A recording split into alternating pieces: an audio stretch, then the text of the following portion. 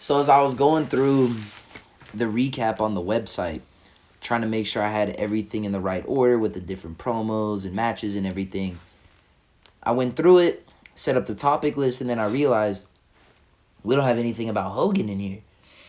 So if you go to the WWE website, on their official results, they do this every week. I use it for our show. They do like a little article covering every match, every promo, just giving you a brief little recap of what happened. They completely ignore the fact that Hulk Hogan appeared on this show. Like, they just don't mention it. It's not on the website. It was a failure.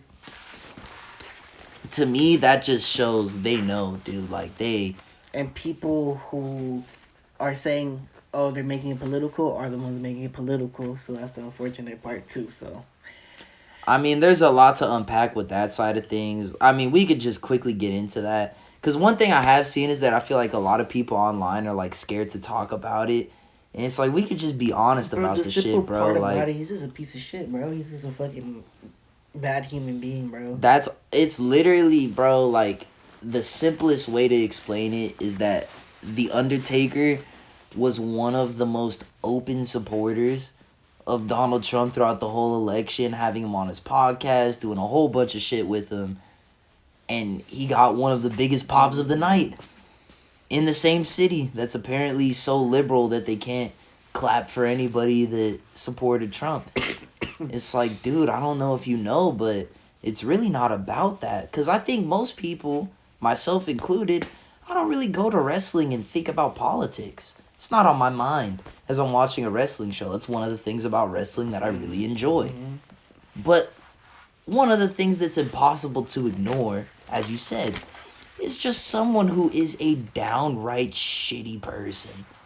And when we have seen and unfortunately heard you say some of the most terrible things that a person could say, I'm sorry, bro, but, like, you lose your cool pass. Like, no one fucks with you anymore. Like, yes, we can all understand that, oh, he's such a great legend. Don't you guys know none of you would be there if it wasn't for him? Like, yeah, all that can be true. Insert the clips right here. Nah, but it's... Like, there's been plenty of people trying to defend it because of, like, oh, well, isn't Hulk a legend still? Like, you people don't appreciate it. It's like, dude, like... It's not about that, bro. Like, just because this fool was a huge wrestler in the 80s and 90s and meant a lot to the business at one point doesn't excuse all of his actions outside of the ring and mean that we're just gonna pop for this fool whenever they wheel his old ass out there. Like, I'm sorry, but no. Like, it was unbelievably satisfying to be a part of the crowd that booed the fuck out of this fool. And hopefully, I pray, will be a part of the last ever WWE crowd that had to witness the Hulkster, dude. Like, at this point, I think we just gotta bury it. We gotta put it away. We gotta understand that this is not what the modern audience wants to see. And it's only going to ever be a negative. And I think one of the biggest L's of the night, I guess, to put it like that, is the fact that now a lot of the mainstream coverage that I've seen talking about the night is covering the fact that they brought out Hulk Hogan and he got all this negative reception, and people are kind of making fun of wrestling in some circles, and it should not have been that type of a night in any way, shape, or form. Like, definitely a massive misstep on Triple H's part to let that shit slide because, bro, now you got people making fun of wrestling, acting like we're some goofy, old-timey fucking shtick. And it's like, dude, like, all the fans know that shit's played out. We don't want to see this fool anymore, but you're trying to force feed it to us. Like, that shit was embarrassing. As a wrestling fan, it was embarrassing. That would have been like Aaron Hernandez getting out of jail and fucking celebrating him and shit like that. Be like, hey, he came out, everything was good and shit like that. I mean, if he was still... That's what I'm saying. If he was alive and got out of jail and shit like that. Yeah. No, I see what you're saying. Like, you can't put certain people on a pedestal once they've crossed certain lines. And obviously, what that fool said isn't equivalent to murder. But the point is that once you become such a shitty person, at some point we just need to let it go. We just need to let it go. And it's really unfortunate that they made such a massive misstep in such a huge moment Stupid as fuck. And I think they gotta pay Stone Cold his money, man.